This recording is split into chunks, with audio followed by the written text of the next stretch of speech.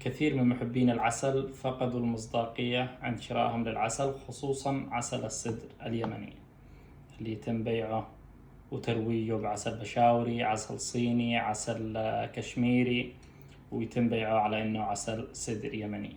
طبعا ممكن يكون في عسل مصنع وصيني وتمشي على هيئة الغذاء والدواء، لكن كيف تضمن ان عسلك هذا يكون مضمون 100% ومصدره مضمون؟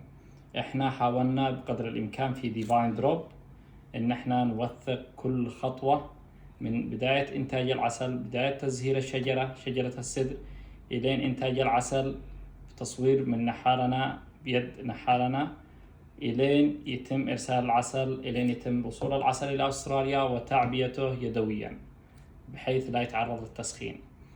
طبعا العلامة التجارية ديفاين دروب علامة تجارية مسجلة في استراليا، موثوقة مضمونة 100%.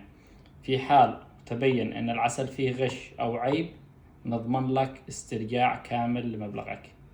بإمكانك الطلب أونلاين عبر موقعنا، وعليكم بألف عافية.